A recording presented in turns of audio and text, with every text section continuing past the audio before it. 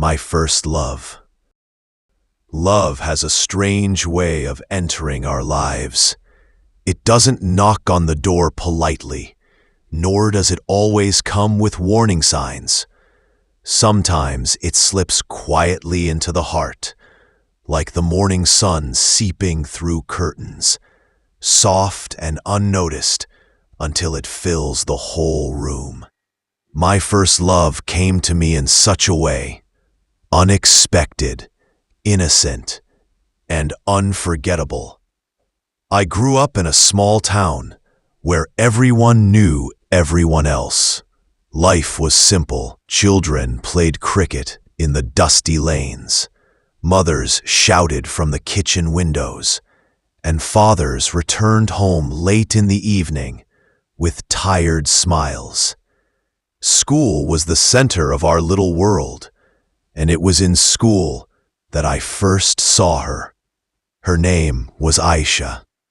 She was not the most popular girl in class, nor the loudest, but there was something about her that caught my attention the very first time she entered the classroom. I remember that day vividly. The teacher introduced her as a new student who had moved from another city. She had big brown eyes, like pools of deep secrets, and her smile was soft, almost shy. She sat 2 benches ahead of me, and though she didn't speak much, I couldn't help but notice her every movement. At first, I told myself it was just curiosity. She was new, and new things always caught people's attention. But slowly, I realized it wasn't just curiosity. My heart beat a little faster when she raised her hand to answer a question. My eyes searched for her in the playground, and when she laughed, even at something silly, I felt warmth spread across my chest. That was the beginning of my first love. Chapter 1: The Innocence of Friendship. It took weeks before I gathered the courage to talk to her. I wasn't the bravest boy in class. I was quiet, often buried in books. Aisha, on the other hand, seemed thoughtful, often drawing in her notebook during free time. One day, during recess, I found myself sitting alone under the big banyan tree. She was sitting there too, sketching something. I glanced at her notebook and saw she was drawing a bird in flight.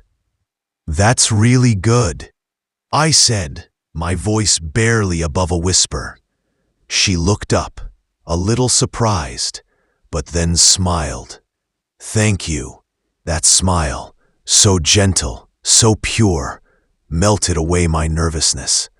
I introduced myself, and we began to talk. We spoke about small things, our favorite subjects, the books we liked, the games others played in the yard. I learned she loved reading stories, just like me. She said drawing helped her feel calm. I confess that sometimes I wrote little stories of my own. That conversation under the banyan tree was the start of our friendship. Soon, we began spending more time together. During group projects, we always ended up on the same team. At lunch, we shared snacks. Her mother made the best parathas I had ever tasted. Sometimes she'd give me half of her chocolate bar, and though it was a simple act, it felt like the most precious gift in the world. I didn't know then that love could grow so quietly. It wasn't about big gestures. It was in the way I noticed when she was absent, in the way her laughter stayed in my ears long after I got home, and in the way my day felt incomplete without seeing her. Chapter 2: The Unspoken Feelings. As months passed, Our friendship deepened, but along with it, my feelings grew stronger, and I found myself caught between happiness and fear. Happiness, because I got to spend time with her. Fear, because I didn't know if she felt the same. Sometimes I would catch myself staring at her in class, only to quickly look away if she noticed. At night, lying on my bed, I thought about the day's little moments, her smile, her words, the way she tucked her hair behind her ear. I wanted to tell her how I felt, but every time I thought about it, my courage disappeared. What if she laughed? What if it ruined our friendship? What if she didn't feel the same? These questions haunted me, so I kept my feelings locked inside, safe but heavy. One day, during the annual school fair, we both volunteered at the same stall. It was a bright afternoon, the air filled with the smell of popcorn and cotton candy. Children ran around with balloons, and music played from the loudspeakers. Aisha and I were selling handmade bookmarks to raise funds for the library. At one point, she leaned close to me to point at something, and my heart raced so hard I thought it might leap out of my chest. I wanted to freeze that moment forever. She looked at me with her innocent eyes and said, "You know, you're a really good friend." The word friend should have made me happy, but instead, it cut deep. I smiled, pretending it was enough, though inside I wished she had said something more. Chapter 3. The Confession. Time passed, and the weight of my feelings grew heavier. I realized that keeping them hidden was harder than the fear of rejection. I needed to tell her. So one evening after school, I gathered my courage. We were walking home together, the orange glow of sunset painting the sky. The road was quiet, lined with trees swaying gently in the wind.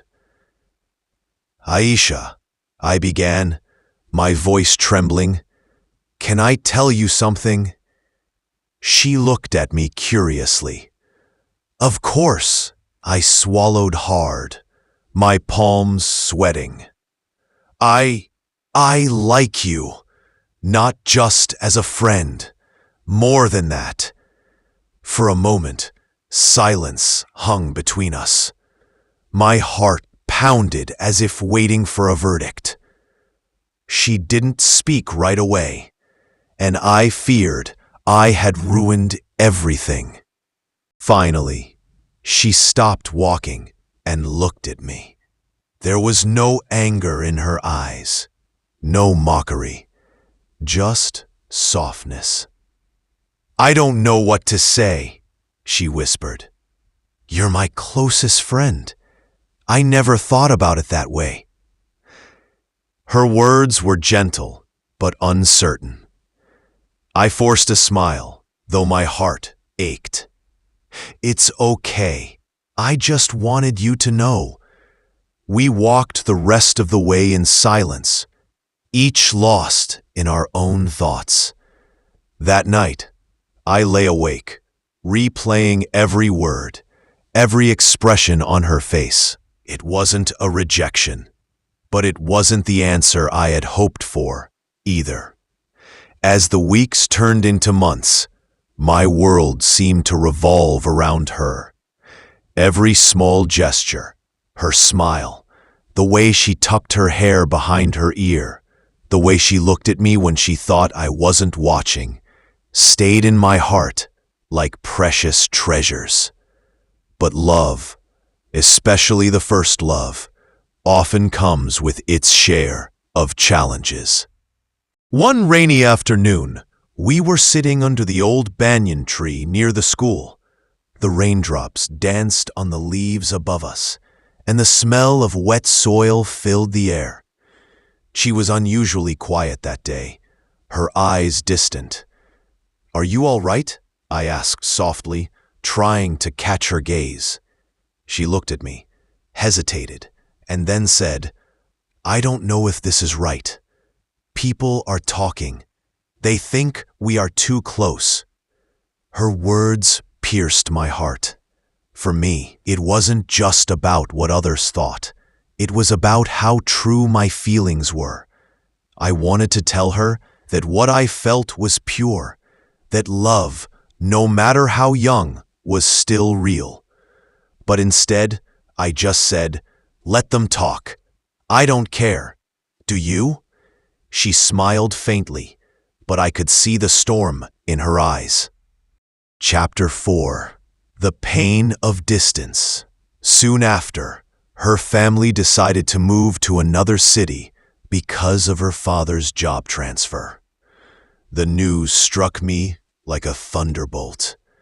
The thought of waking up and not seeing her at school, not walking home together, not hearing her laughter, it was unbearable.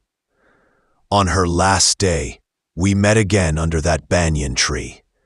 The sky was painted with the colors of sunset, and the air was heavy with unspoken words. "I'll never forget you," she whispered, tears glistening in her eyes. I held her hand tightly, as if by doing so I could stop time. "And I'll never stop loving you," I replied, my voice trembling. We didn't say much after that. Words felt too small for the emotions crashing inside us. We just sat there, hands entwined, until the stars appeared in the sky. Chapter 5. The Aftermath. When she left, my life felt empty. I would walk past the places we had been together. The banyan tree, the little shop where we shared snacks, the school bench where we carved our initials, and each one felt like a wound. Days turned into months, and months into years. I grew older, busier with studies and responsibilities, but in the quiet moments, her memory would return, soft and aching, like a familiar song. First love never really leaves you. It becomes a part of who you are, shaping your heart in ways you don't even realize. Chapter 6. A Reunion. Years later, fate brought us face to face again. It was at a wedding. I saw her across the hall, dressed in a simple sari, her smile as radiant as I remembered. My heart skipped a beat, just like it did the first time I saw her. We spoke, awkward at first, but soon the old comfort returned. We laughed about silly things, shared stories of where life had taken us. Both of us had changed, grown, but the bond we had shared still lingered in the air between us. Though we didn't end up together in life, that meeting reminded me that first love is not about possession. It's about the purity of feeling, the innocence of a heart, learning to love for the first time. Chapter 7. Reflection. Even today, whenever I think of her, I don't feel sadness anymore. Instead, I feel gratitude. She taught me what it meant to love, to care, to cherish someone deeply. My first love was not my last love, but it was the most unforgettable, because some stories don't need an ending to be complete. They just live on, eternal, in the heart.